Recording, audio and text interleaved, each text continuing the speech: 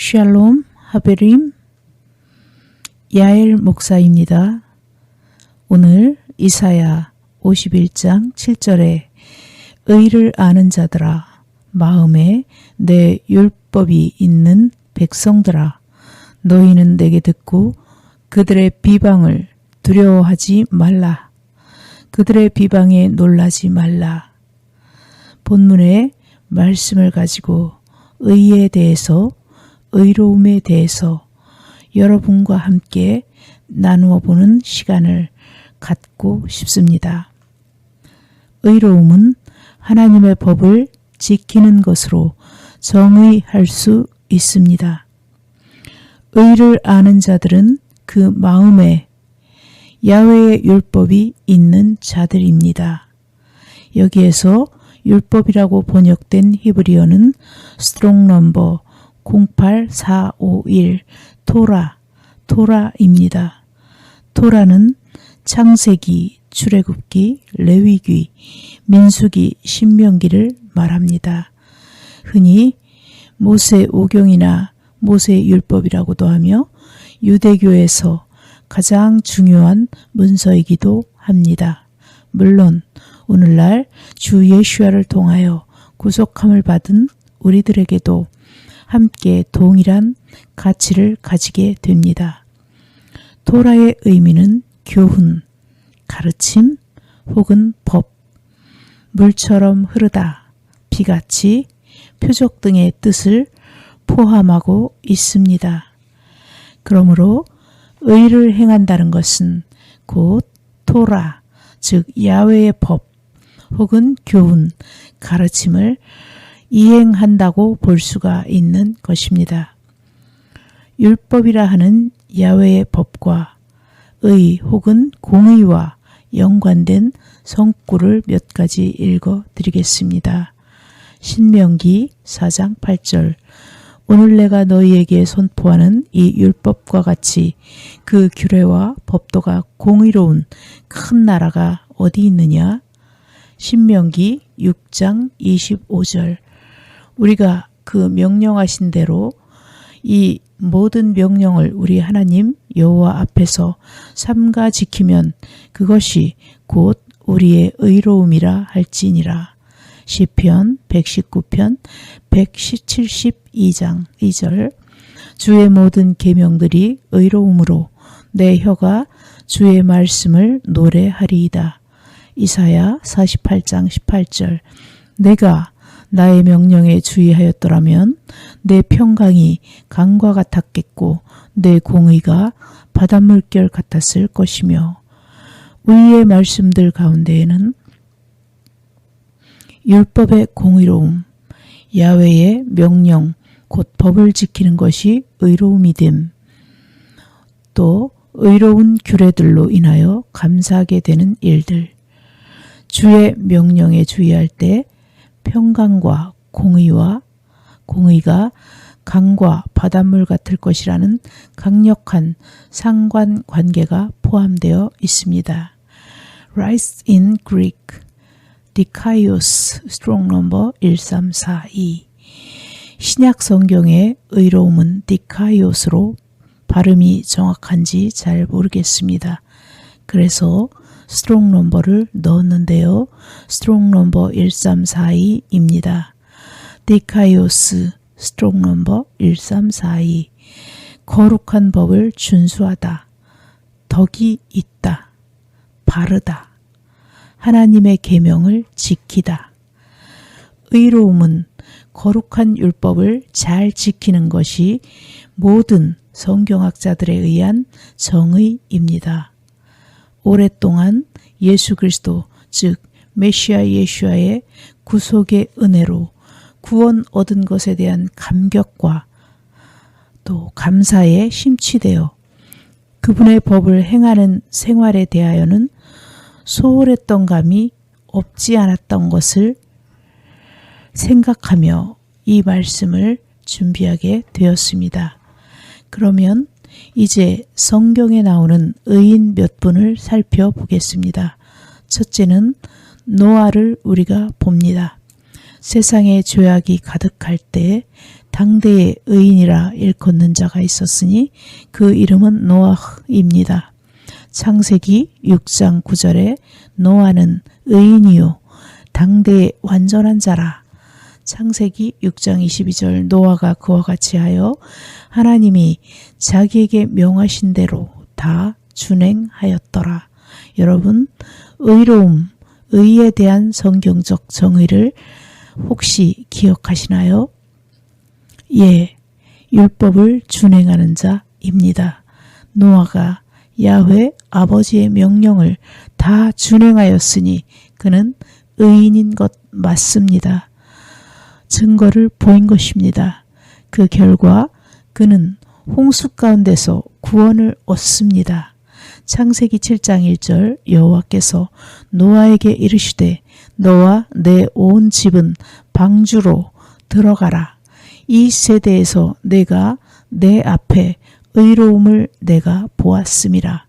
창세기 7장 23절 지면의 모든 생물을 쓸어버리시니 곧 사람과 가축과 기는 것과 공중의 새까지라. 이들은 땅에서 쓸어버림을 당하였으되 오직 노아와 그와 함께 방주에 있었던 자들만 남았더라. 예, 말씀대로 의를 행하였던 노아가 홍수 가운데서 건짐을 받은 것을 볼 수 있습니다. 죽음의 환경에서 구원받은 것입니다. 잠언 11장 8절 의인은 환난에서 구원을 얻으나 악인은 자기 길로 가느니라. 하박국 2장 4절 보라 그의 마음은 교만하여 그 속에서 정직하지 못하나 의인은 그 믿음으로 말미암아 살리라. 신약에서는 고넬료를 찾아볼 수 있습니다. 사도행정 10장 1절에서 5절에 보면 가이사랴에 고넬료라 하는 사람이 있으니 이탈리아 부대라 하는 로마 군대의 백인 배장이라 그가 경건하여 온 지방과 더불어 하나님을 경외하며 백성을 많이 구제하고 하나님께 항상 기도하더니 하루는 제9시쯤 되어 환상 중에 밝히 봄에 하나님의 사자가 들어와 이르되 고넬료야 하니 고넬료가 주목하여 보고 두려워 이르되 주여 무슨 일입니까? 천사가 이르되 내 기도와 구제가 하나님 앞에 상달되어 기억하신 바가 되었으니 내가 지금 사람들을 요바에 보내어 베드로라 하는 시몬을 청하라. 베드로가 입을 열어 말하되 내가 참으로 하나님은 사람의 외모를 보지 아니하시고 각 나라 중 하나님을 경외하며 의를 행하는 사람은 다 받으시는 줄 깨달았도다. 고넬료는 그의 부하들에 의해서 정의되기를 백부장 고넬료는 의인이요 하나님을 경외하는 사람이라 유대 온 족속에 칭찬하더니 그가 거룩한 천사의 지시를 받아 당신을 그 집으로 청하여 말을 들으려 하느니라. 사도행전 10장 22절 말씀입니다. 의인이요 하나님을 경외하는 사람이다 라고 합니다. 그 외에 그는 경건하고 백성들을 많이 구제하고 항상 기도하는 사람입니다.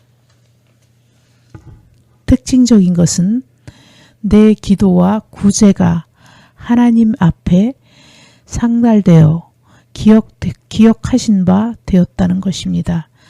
구제에 대한 토라, 율법들이 여러 군데 있습니다.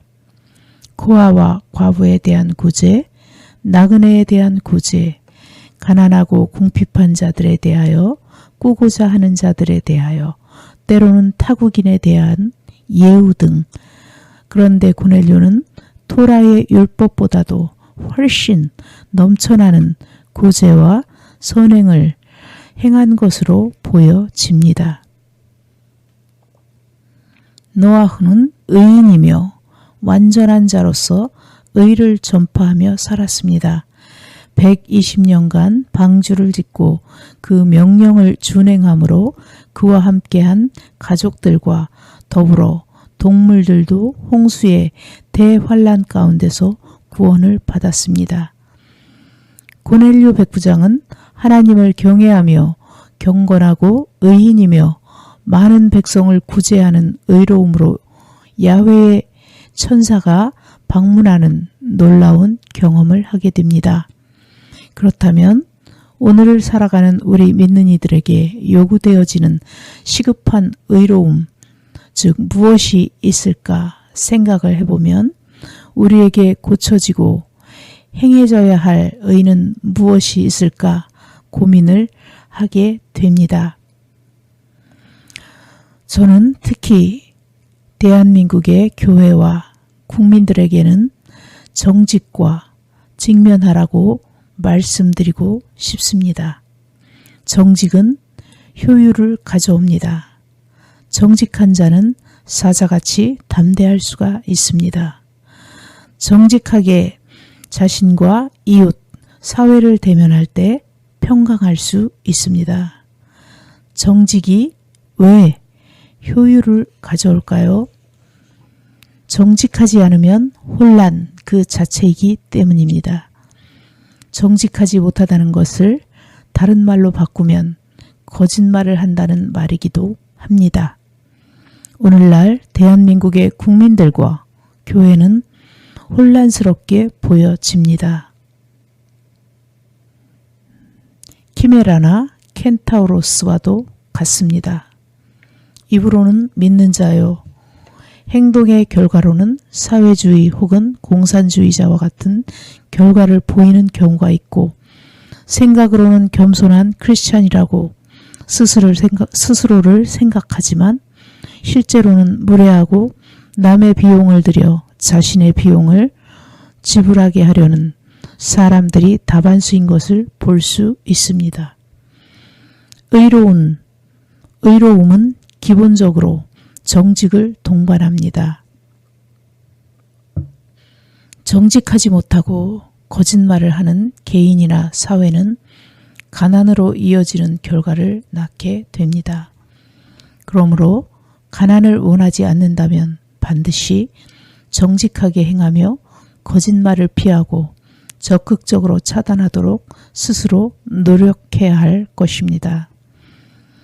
예를 들면 공정한 저울, 정직한 돼, 공정한 상거래 등이 있습니다. 왜 거짓말을 하면 가난하게 될까요?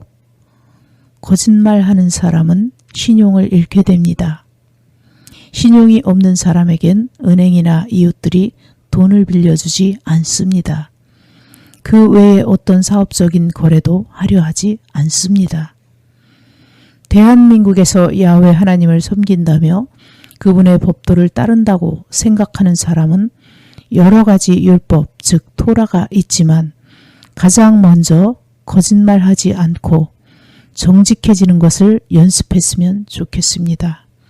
그래서 우리에게 주어진 것들을 잘 지키고 계승 발전하여 후손에게도 부요함을 보존할 수 있는 지혜로운 삶의 실제를 본을 보이고 교육할 수 있기를 바랍니다. 정직과 의가 부지런히 활동하면 긍정적이고 좋은 결과들이 개인과 사회 곳곳에 뿌리를 내리게 됩니다. 그러나 잘못된 정보를 가진 사람이나 그릇된 사상의 소유자들이 열심을 내고 부지런을 떨면 심각한 결과를 초래하게 됩니다. 예를 들면 공산주의자 혹은 사회주의자들이 열심을 낸 결과가 소련의 붕괴로 이루어지고 가난한 러시아, 인권이 말살되는 북한, 중국과 같은 결과를 가져오는 것을 볼 수 있습니다. 포스트 모더니즘 또한 온 세상의 혼돈과 가치관의 붕괴로 이어지는 결과를 가져와 가정, 교회 교육, 학교 교육, 성 정체성의 혼란을 일으켜 결과적으로 질병과 가난으로 이어지는 사회로 가고 있는 것입니다. 어디에서 읽었는데 군대에서 최악의 지도자는 멍청하면서 부지런한 사람이랍니다. 멍청한 사람이 부지런을 떨면 그 주변은 고통과 혼란에 빠지게 됩니다. 제가 어느 목회자들 교육과정에 참여했을 때 있었던 일입니다. 동성애에 대한 이야기가 나왔습니다. 나는 처음 그곳에 참석을 했습니다. 그런데 50대 초반의 한 남자 목사님께서 동성애는 틀린 게 아니라 다른 것으로 인정해야 한다는 듯한 뉘앙스로 이야기했습니다. 그때 저는 말했습니다. 목사님, 그건 아니지요. 생면부지인 사람 앞에서 제가 강력하게 말할 수 있었던 것은 제 속에 동성애자는 돌로 쳐 죽이라는 법이 기억되고 있었기 때문입니다. 제가 법 집행자도 아니고 또 오늘날에는 국가마다 각 사회법이 있어서 성경에 있는 율법대로 다 행해지지 않는다는 것을 우리는 모두 알고 있습니다. 그러나 최소한 성경을 읽고 따르는 사람들이라면 동성애는 죄로 규정되어 있음을 인정하고 그 위에서 토론과 사회적 합의를 도출해내야지 법도와 윤례들을 돌아보지 아니하고 다른 이론을 세운다는 것은 거짓말이고 불법을 행하고 법을 변개하는 것입니다. 정직히 행하며 거짓말하지 않고 공의를 행하는 데는 때로 용기가 필요합니다. 틀린 게 아니라 다름의 문제라는 말 저도 많이 들어보았습니다. 그러나 그 말은 좀 전의 경우에 합당치 않은 말입니다. 혹시 그 목사님께서 많은 사람들 가운데서 자칫 잘못하면 공격을 받을까 두려워서 그랬는지 모르겠습니다. 그러나 야훼 아버지의 엄중함은 더 크게 우리가 존중하며 두려워해야 되지 않을까요? 특히 그분의 법을 어길 때는 말입니다. 여러분, 왜 아버지께서 동성애를 금했을까요? 생명이 파멸되기 때문입니다. 본인의 생명뿐 아니라 그 사람과 관계한 모든 사람들이 에이즈라는 질병에 노출되기 쉽고 그들의 자녀에게 전이되며 고대의 병원, 약, 의사 등의 사회적 자본이 취약한데 에이즈가 퍼지면 그 사회적 비용은 누가 감당하며 자칫 종족이 사라질 수도 있는 것입니다. 그러니 제발 정상적인 남녀의 결혼 관계를 통해서 건강하게 잘 살라고 동성애를 금한 것입니다.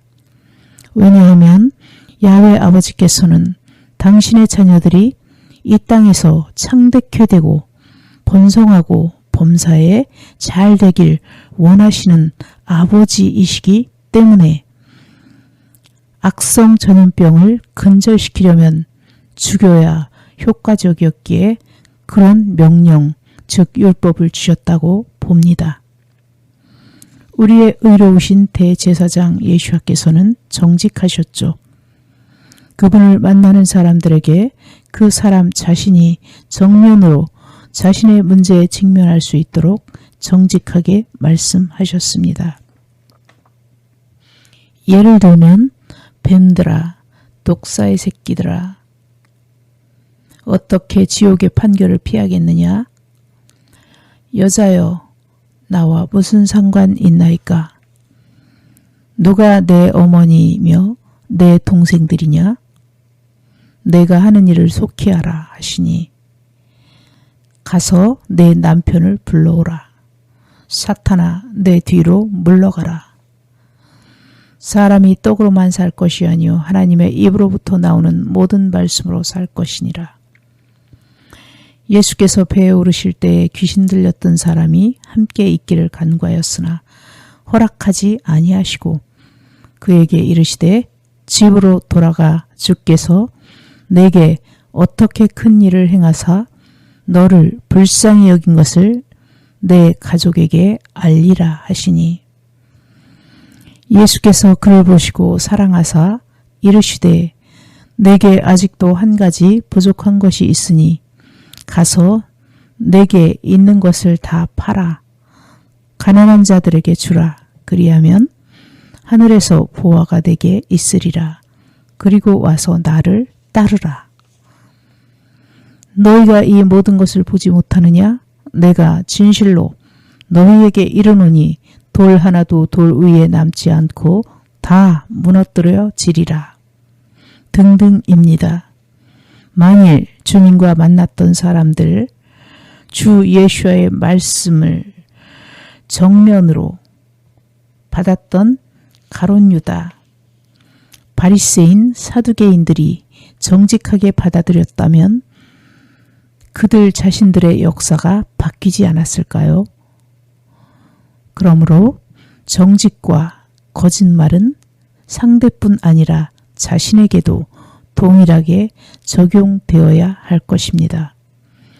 자신에게도 정직하고 속이지 말아야 하고 또한 남에게도 정직하고 속이지 말아야 하는 것입니다.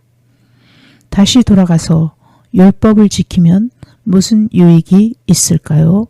왜 의로움이 율법을 지키는 것과 관계가 있을까요? 율법을 지키면 내가 이 땅에서 잘되고 무병장수하게 됩니다. 예를 들면 창세기 9장 4절에 그러나 고기를 그 생명되는 핏째 먹지 말 것이니라. 내가 반드시 너희의 피를 너희의 생명의 피를 찾으려고 찾으리니 짐승이면 그 짐승에게서 사람의 형제면 그에게서 그의 생명을 찾으리라. 왜 핏째 먹지 말라고 했을까요? 첫째는 중동의 더운 날씨에 부패가 잘 되는 곳에서 핏째 먹는다는 것은 곧바로 질병으로 이어질 수가 있다는 것입니다.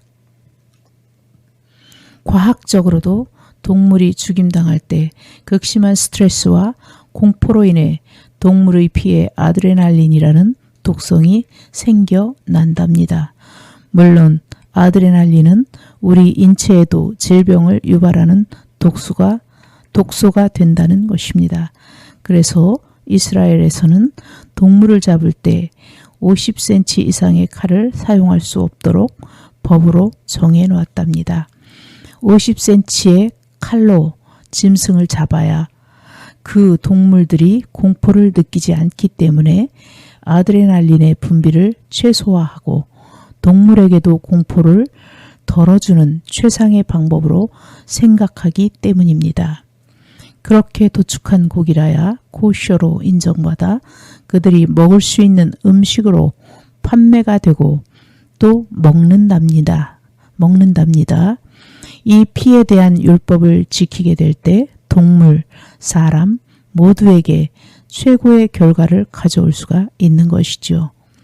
나더러 주여 주여 하는 자마다 천국에 들어갈 것이 아니요 다만 하늘에 계신 내 아버지의 뜻대로 행하는 자라야 들어가리라.